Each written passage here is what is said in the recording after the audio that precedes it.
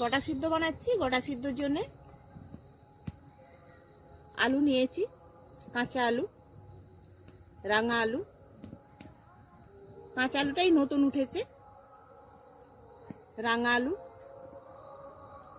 ডিম গোটা গোটা নিয়েছি, সিম নিয়েছি, মটরশুঁটি নিয়েছি।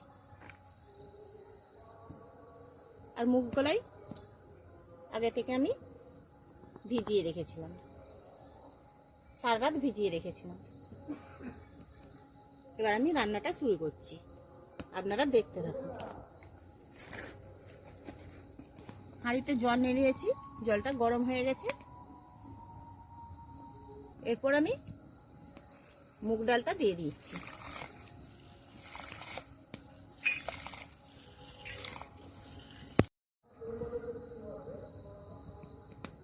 মুগ কলাইটা দিয়ে দিয়েছি। এবার সব সবজিগুলো দিয়ে দিচ্ছি।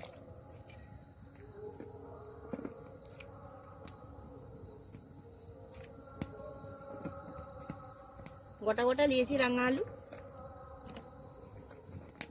এগুলোও দিয়ে দিলাম। ডিম দিয়ে দিলাম, মটরশুঁটি আর সিম।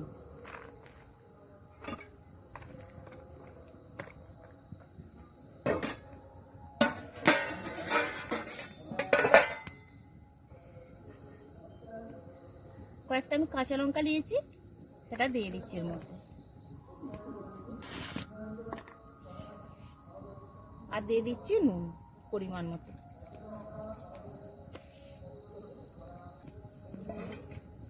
দিয়ে এবার আমি ঢাকা দিয়ে দিচ্ছি। আমি কম আছে আধ ঘন্টা বসিয়ে রেখেছিলাম, আধ ঘন্টা পরে আমি খুলছি।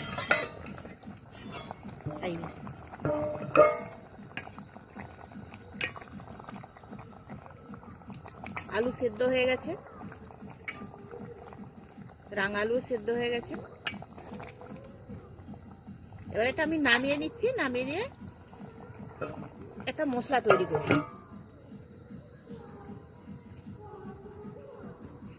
এবার কড়াটা বসিয়ে দিচ্ছি।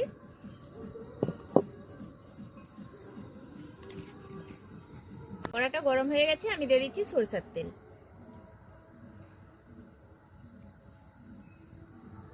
তেলটা গরম হয়ে গেছে, আমি দিয়ে দিচ্ছি শুকনো লঙ্কা,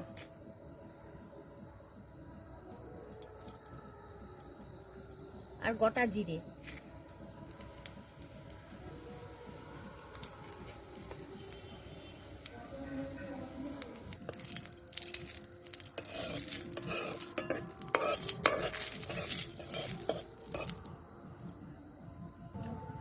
লঙ্কা গোটা জিরেটা ভাজা হয়ে গেছে।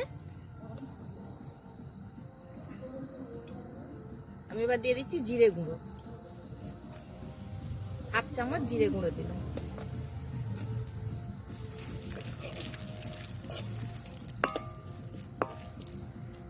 দিয়ে এবার একটা নামিয়ে দিচ্ছি।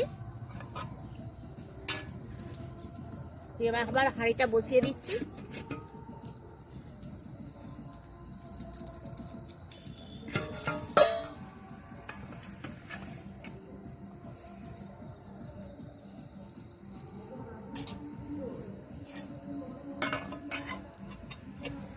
এবার মশলাটা ঢেলে দিচ্ছি।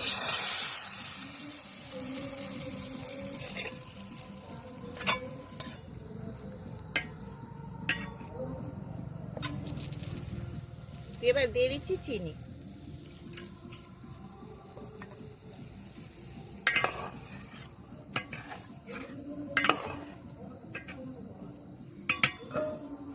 এবার দিয়ে দিচ্ছি ঢাকা। একটু পরে আমি ঠান্ডা হলে ঢেলে আপনাদেরকে দেখিয়ে দিচ্ছি। এই দেখুন বন্ধুরা, আমার গোটা সিদ্ধ রেডি। শীতকালে এটা খেতে অপূর্ব লাগে, আপনারা বাড়িতে তৈরি করুন।